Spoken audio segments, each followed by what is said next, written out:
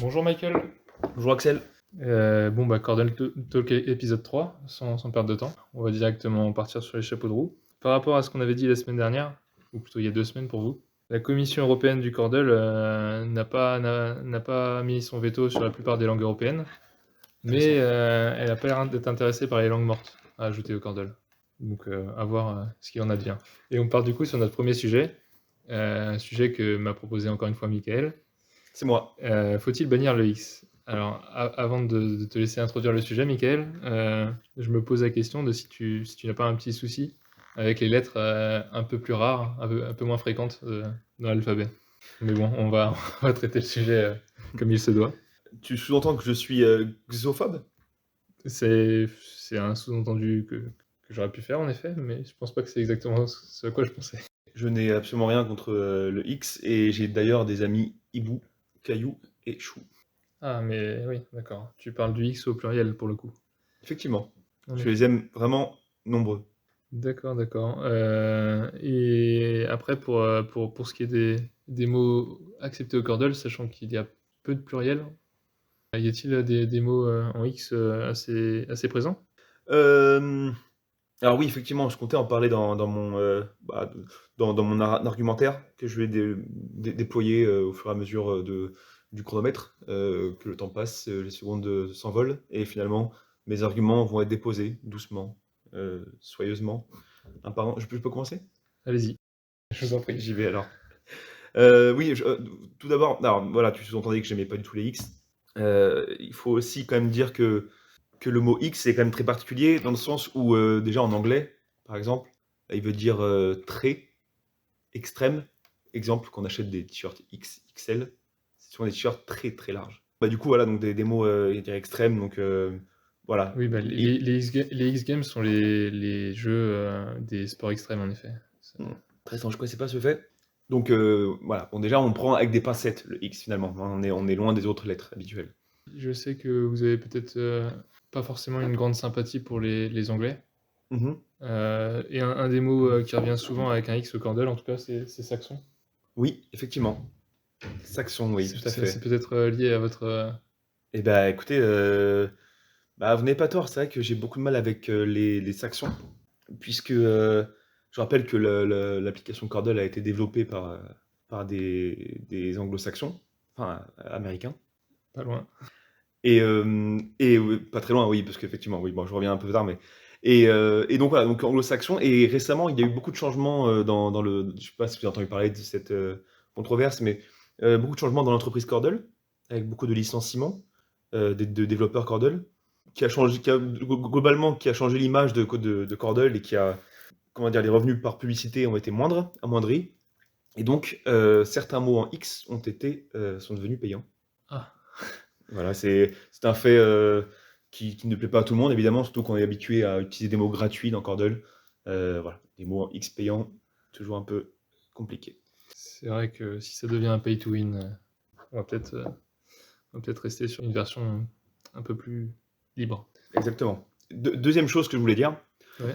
c'est la radicalisation, pardon, des utilisateurs, excusez-moi, des mots en X. Et je trouve que sur Cordel, aujourd'hui, il y a très peu de politique de régularisation de certaines dérives extrêmes. Et pour illustrer un peu ce fait, je vais vous donner quelques mots que j'ai trouvés plutôt d'extrême droite en X. Donc on a le mot cieux, un ciel des cieux. Le X est vraiment à l'extrême droite du mot. En effet. Le mot oro, oral oro, Oh, encore un mot à ouais. l'extrême droite. Et enfin codex, qui revient souvent celui-là. Il est revenu plusieurs fois, en effet. Mm. Très controversé Codex, codex. Mm. index également, mais oui, codex, Index également, tout à fait. tous ces mots. En effet. Et c'est marrant que vous parliez d'extrême droite, parce Mhm. que ça peut nous amener sur le sujet qui suit. Mhm. Les joueurs de Cordel sont-ils de gauche? J'imagine en Mm. majorité, parce qu'il y a peu de chances qu'ils soient tous de gauche, mais Mm. Intéressant. C'est vrai que, alors, je parlais de ces mots d'extrême droite. Je peux peut-être citer certains mots de gauche. allez-y, je vous en prie. Le mot droit est à gauche du mot droite. Le mot D'accord. amigo également, en 5 lettres, qui nous rappelle, je pense que tout le monde se rappelle un peu des communistes cubains d'extrême gauche. En effet. Peut-être pas tout le monde, mais suivant l'âge des personnes, peut-être un peu plus certaines que d'autres. Effectivement, effectivement. Je tiens à rappeler aussi, alors, voilà, que le double gagnant des derniers concours Cordel est un certain Guillaume, le même Guillaume qui fait des chroniques gauchistes dans sa chronique Le Moment Cordel sur France Inter. Donc voilà, qui notamment a fait beaucoup de controverses antisémites récemment, mais ça m'a l'air d'être très très très, comment dire, j'ai la sensation que les joueurs de Cordel sont plutôt à gauche et en même temps ont une part d'extrême, comme on l'a rappelé avec. J'étais pas au fait de certaines actualités Ah, que vous avez évoquées. ça fait la J'en une en ce suis, moment. Ouais. j'en suis tout Guillaume sur France déboussolé. Inter. Déjà. Déjà ça me... Voilà, donc mon avis simplement pour conclure, c'est que extrême plus gauche égale extrême gauche. Et d'ailleurs, on constate quand même que le mot LFI, ELEFI, est en 5 lettres. Ok. Partie extrême gauche. Pour ma part, j'étais parti sur le fait que j'ai vu dans pas mal d'articles de médias, on va dire, un peu douteux, Mhm. des articles au titre aguicheur qui se demandaient si dans telle ou telle communauté, les, les supporters étaient plus de droite ou de gauche. Finalement, la conclusion, c'est souvent que ça a très peu d'impact. Les proportions restent quasiment les mêmes que dans la vie de tous les jours. Intéressant. Pour ce qui est du Cordel, j'ai essayé de rechercher un peu, mais difficile de collecter des infos à ce sujet. Il y a pas eu beaucoup de sondages faits sur les joueurs de Cordel à ce propos, et c'est difficile d'en organiser un pour le moment à notre petite échelle. Est-ce qu'il ne serait pas temps d'organiser un sondage pour détecter les bords politiques de chaque personne? On pourrait peut-être organiser un sondage, mais je ne sais pas par quel média passer, parce que certains vont dire je ne vais pas sur je ne vais pas sur ce type de sondage, parce que généralement c'est des sondages de droite. Les autres vont dire je ne suis pas sur celui-là, c'est un truc de gauchiste. On est rapidement bloqué dans tous les cas. C'est vrai. Heureusement que chez France Inter, on est neutre et on accepte tout le monde. Exactement. Bon, bah du coup, on peut enchaîner sur un troisième sujet. Est-ce que tu peux rajouter Ah, une bien sûr. dernière chose? Un argument écologique peut-être, qu'on n'a pas traité? Vas-y, bien sûr.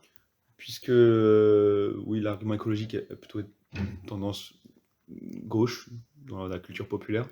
Et je me demandais l'impact carbone de Cordel aujourd'hui. Puisque finalement, quelqu'un qui joue à Cordel fait tourner des serveurs et donc crée quelque chose, une empreinte carbone.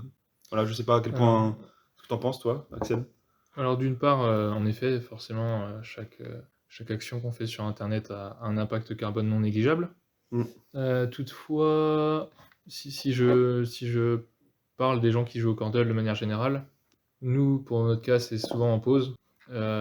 Qu'est-ce qu'on ferait d'autre en pause? Est-ce qu'il n'y aurait pas des gens qui seraient sur leurs réseaux sociaux pour regarder des news, regarder des vidéos Comme X ou par quoi, exemple. par exemple? Et de fait, aurait un impact carbone bien supérieur à celui de Cordel, qui est quand même très faible. La plupart du code exécuté est exécuté chez le client avec Cordel et pas côté serveur. Donc finalement, je pense que ça a un impact non négligeable, mais comparé à la plupart des autres choses qu'on peut faire sur Internet dans la journée, c'est peut-être une bonne chose de jouer à Cordel. Intéressant. On devrait presque imposer le Cordel. Donc Cordel est écolo finalement. Le Cordel, le Cordel pourrait être considéré comme écolo. Et si je peux me permettre cette boutade, les Cordel sont verts. Verts en 5 lettres. Vert en 5 lettres. Pas mal, pas mal, pas mal. Merci. Voilà. Maintenant, on va passer sur le dernier sujet, à moins que tu aies une dernière remarque à faire. Non, je crois que j'ai fait le tour de la question. Le prochain sujet, c'est quel temps pour un Cordel? Alors, il faut différencier deux cas. Le cas du Cordel qu'on fait pour le loisir, entre collègues à la pause, et le cas d'une compétition, bien sûr. Donc, je sais pas sur quel cas tu veux commencer. Moi, j'ai des idées pour les deux. Je t'en prie, le premier cas, le cas du loisir, Le c'est ça? loisir, oui. Bah, pour le cas du loisir, pour Mhm. moi, il faut pas forcément imposer un temps, parce que c'est stressant, Mm. ça enlève la bonne ambiance et tout ça. C'est vrai que c'est un peu dommage de passer une demi-heure dessus, quand d'autres le font en 2 minutes. Mais après tout, pourquoi pas? Justement, est-ce que c'est pas là une manière de départager finalement des candidats qui auraient un nombre de mots similaire? Exactement, c'est un peu ce qu'on faisait, auparavant. Mmh. C'est s'il y avait un nombre d'essais de tentatives, un nombre de tentatives identiques, nous choisissions le candidat le plus rapide, hein, comme gagnant. Donc après tout, oui, c'est une bonne idée, de ne pas limiter en temps, mais de prendre en compte le temps quand même. Mais du coup, c'est vrai qu'on dépasse peut-être le cadre du loisir à ce moment-là. Peut-être que quand on commence On à s'approche de la savoir qui est le compétition, premier, on s'approche de la compétition. en D'accord. effet. Pour le cas de la compétition, Justement.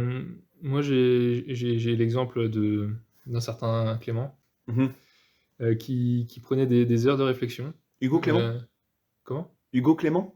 Non, un autre. D'accord, très bien. Il prenait parfois des heures de réflexion, il notait toutes les possibilités sur un papier pour choisir les plus probables. Mmh.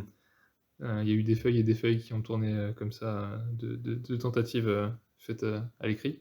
Ça c'est une façon de faire, mais après c'est vrai que la Fédération française de cordel, elle est un peu floue, il y a pas de réglementation stricte dessus. Pour l'instant, elle s'est pas prononcée, sur une éventuelle évolution sur ce côté-là. C'est vrai que passer des heures sur un cordel, ça commence à faire beaucoup. Le cordel, pour l'instant, a pour seule limite le fait d'être, une seule fois par jour, donc on a 24 heures pour y réfléchir. 24 heures, c'est long. C'est vrai. Et en plus du temps que l'on passe sur le cordel, certaines personnes attendaient volontairement que d'autres personnes, finissent, leur essai du jour pour savoir quel score ils avaient à battre. Mmh.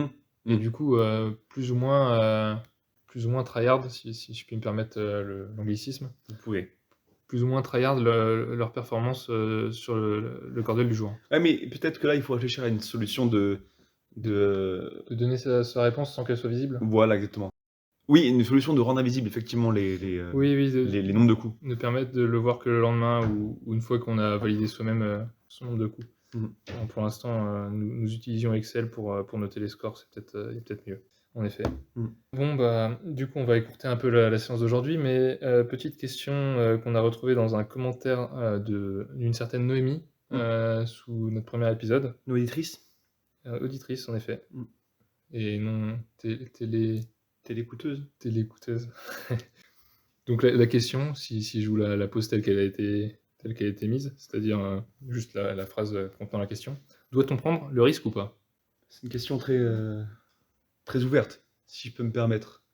Et bah, écoutez, moi je citerai Olivia, Rosenthal, une grande autrice, française, qui a dit donc, page 42, chapitre 3, dans son grand ouvrage: «Paris est une grande cité, pleine de dangers et de risques». C'est beau. Merci. Heu, Merci à elle surtout.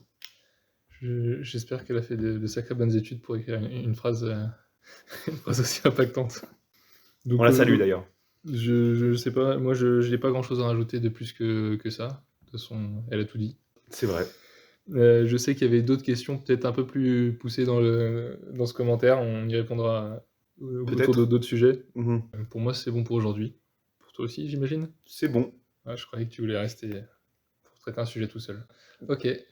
Bah, du coup, bonne journée à tous. Au revoir, Enfin, bonne fin de journée vu qu'il est 20h30. bonne journée et merci d'être nombreux à nous écouter. Merci beaucoup et à la prochaine.